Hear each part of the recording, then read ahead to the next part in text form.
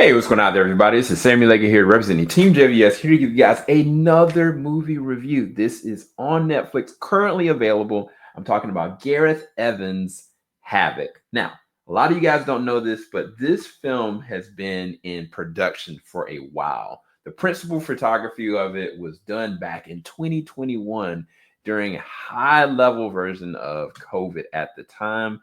I don't even know if there was actually a vaccine during that time. So they started production of it July and then they ended around October. But because of delays and everything else, different issues, it didn't get released until April of 2025. So I'm going to be very frank and honest with you guys. I love Gareth Evans. Everything that he has done, whether it's the Raid 2, Gangs of London. I'll go into more of that in a little bit. I was very much so excited to see what this was going to be. And I think that up until this year was the first time, maybe the end of last year, that we actually got a trailer for set film. So I was eagerly anticipating what this could actually be. So I very much so was very excited. And then when I realized, even when I understood that who was tagged with this, which was Tom Hardy, I was like, oh, yeah, this is going to be brutal. I love it. I'm already here.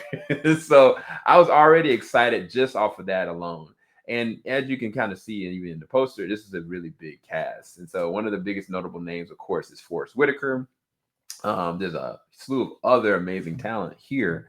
But I just didn't know what the movie was going to conceptually be because I didn't have all the pieces together. I just kind of knew that Gareth Evans was there and Tom Hardy was there. So when I found out, you have Timothy Oliphant, and he in and of himself, like the stuff that he's been in and the series that he's been amazing in, such as Justified, I was really excited about that, right? But then I was kind of like, where are these other characters, such as Forrest Whitaker? Like, where are we really going with this storyline? So the storyline, based on what it's supposed to be about, is you got this cop played by Tom Hardy. His name's Walker. Walker has a really estranged past because he's a police officer, but he has been demoted to working with, a more younger partner. And he really, in all honesty, is a Ronin. Like, he has so much dirt that he's just trying to get out, and he's no longer considered to be a part of the whole, so to speak. But then there's also a lot of corruption. There's a lot of different things that just don't make any sense. And he's partnered with the right person because truly she seems like a good person and a good cop. But you don't really know where the story and narrative is going to go. And then that same person that she's kind of holding up there, they've got their own fixed narrative. They have their own agendas. And you don't know up until maybe like 10 minutes in that, oh, wait, what is actually happening? Whoa, there are not just corrupt cops. There's there's a very big coup and retaliation that's actually happening, while at the same time a lot of death and a lot of danger. And that is what this movie is. It is actual living havoc. It is craziness and foolishness happening every single moment. The movie starts off with the car chase scene that you would think it looks like Sin City. I kid you not. I was watching and I was like, what the Sin City is going on? Because that's exact. It was stylized, looked like Sin City, and at the same time, I was like, yeah, cars don't move like that. This is not real. I have my thoughts about that, but I'll get into it pretty soon. But again, like, when you have a powerhouse like Forrest Whitaker and Tom Hardy in any scene together, you're expecting some magic or something. So what did I get from the film? Having outlined all that. Unfortunately, I don't have too many memorable characters. I don't have any memorable moments. Was Tom Hardy good in every single action moment of this film? Was he believable? Yes. The issue with just using him as a focal point, right? I don't know enough, or I didn't have enough time to understand who and how and why I should care about Walker. I knew that there were circumstances that happened with him in his past, and I knew that in the moment that he still is not completely whole, but I didn't understand or connect with him. I didn't understand or connect with his family. I didn't understand or connect with his old unit. I didn't understand or connect with anything like that. So because of that, that is the case for every single character in this film.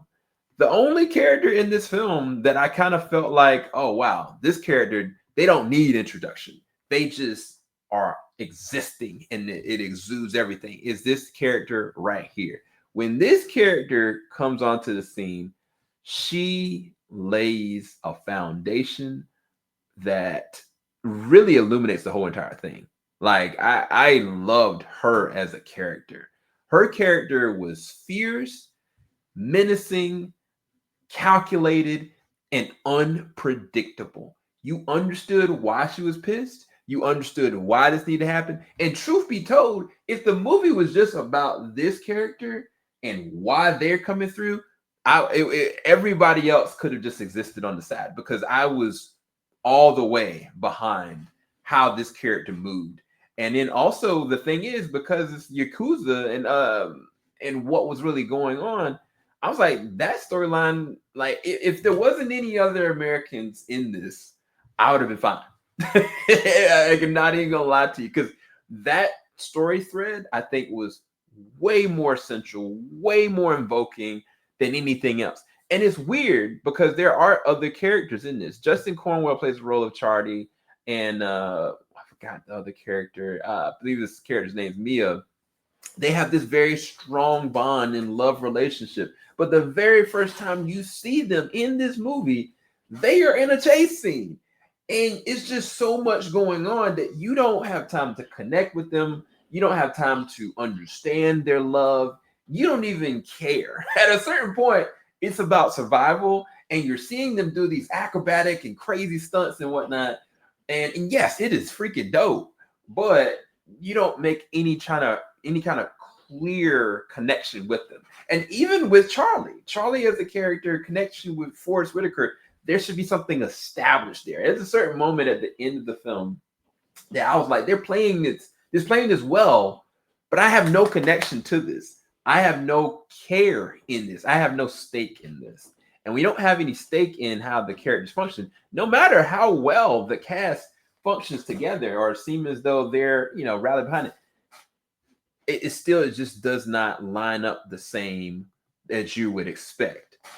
The other big thing, the action in this is freaking dope. Like, shoot, there's one fight scene that happens in a house. Woo! Towards the end, that the fight scene in the house and the fight scene in the club were freaking tough. And Tom Hardy nails it. Every actor that's actually involved in it nails it. And you notice how I said all those characters, but I mentioned nothing about Timothy, because Timothy probably shouldn't have been in this movie. Timothy shouldn't have been in this movie. There's another actor that was in another one of Gangs of London's. Was actually a couple different actors that was in this from Gangs of London, and they play like old proteges, old former characters, or not characters, former officers that had worked with Walker. And their storyline is abysmal. Are they effective from an action standpoint? Are they effective from a blocking standpoint? Yes, you can use them. It's kind of like the side props. But as far as understanding them or caring about them, they're just another cog. Like, I cared more about the Yakuza storyline. I cared more even about like the two lovebirds than I did with Walker and the police officers. The police officers in this as a whole, they were just there to be the action. They were there to be shot at. They were there to be whole. The reason why Tom Hardy works in this is because he's also a silent protector. He doesn't have to say much. All he has to do is try his best to protect and do what he is guilted into doing. And I think that's why he works, but not necessarily his character. Heck, this character right here had up to a few minutes. And I was like, oh, snap, I can't wait to see what this character does. And crickets. I got crickets. And I was like, no. And this is why I'm being overcritical on this. Because I've seen I've seen one of the greatest action movies of all time from Gareth Evans, and that is The Raid 2. Oh my gosh. You got multiple different storylines going on. Now, granted, they were well established from The Raid 1, but those other story threads in this, you felt something, you connected to the characters. There are characters in this that were just terrible, and you still rallied behind them. And not just that, the action is still, it stands up to the test of time. Like, it's still some of the best action that has ever been done in an action movie. And again, like, iconic characters and moments. And I mean, it's the same with the Raid Redemption, which is the first one. Like, this is what I do. This is it. Mad dog, bruh. Like, there's even like small little moments. It's just, you can just feel it, right? And some of y'all don't even know this.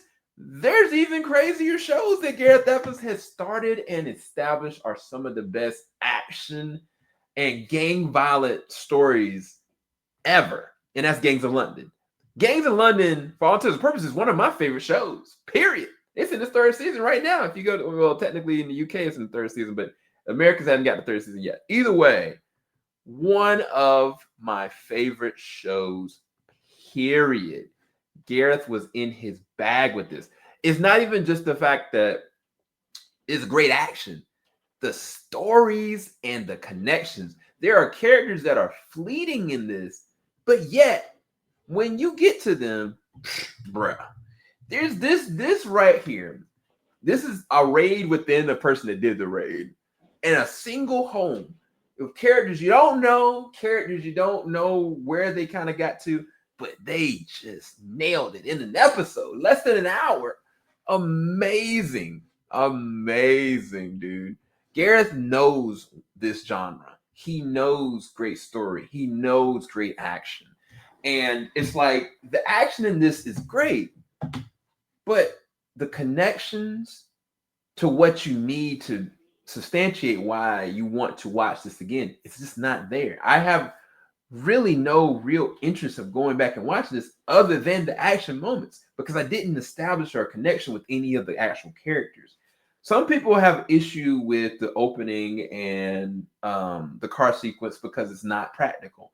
I think that's a budgetary situation based on the principle of photography being shot in July and stopping in October. They didn't have a lot amount of time to be able to do this.